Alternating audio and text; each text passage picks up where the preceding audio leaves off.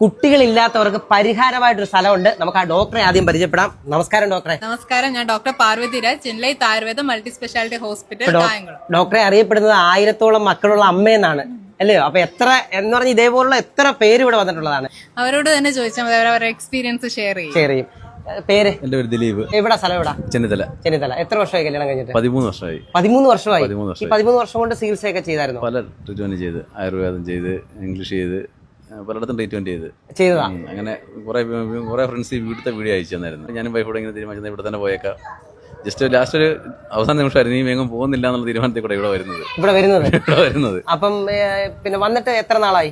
ഞാനിവിടെ വന്നിട്ടൊരു 1 മാസം 1.5 മാസം മെഡിസിനും കഴിച്ച്. 1.5 മാസം. 13 വർഷമായിട്ട് നടന്ന ഒരാൾ 1.5 മാസം കൊണ്ടാണ് വ്യത്യാസം ഉണ്ടായത്. പേര്? എന്റെ പേര് സൗമ്യ. എങ്ങനെയുണ്ട്? സന്തോഷം, വളരെ സന്തോഷം. മക്കളില്ലാതെ ആരുണ്ടെങ്കിലും ഈ ഹോസ്പിറ്റലിൽ വരിക, തീർച്ചയായിട്ടും അതിനൊരു ഫലം ഉണ്ടാവും. കാരണം ഞങ്ങൾ കല്യാണം കഴിഞ്ഞൊരു 3 വർഷത്തിന് ശേഷം തൊട്ട് ഞങ്ങൾ ട്രീറ്റ്മെന്റ് പല ഹോസ്പിറ്റലിലായിട്ട് നടന്നതാണ്. പക്ഷെ ഞങ്ങൾക്ക് ഇവിടെ വന്നത് 1.5 മാസം കൊണ്ട് അതിനൊരു ഫലം ഞങ്ങൾക്ക് തന്നു. അതുകൊണ്ട് ദുഃഖിക്കുന്ന ആരുണ്ടോ ദമ്പതികൾ, അവരിവിടെ തന്നെ വരണമെന്നാണ് എൻ്റെ ഒരു അപേക്ഷ. ഡോക്ടർ, നമ്മുടെ ഹോസ്പിറ്റലിന്റെ പേര്?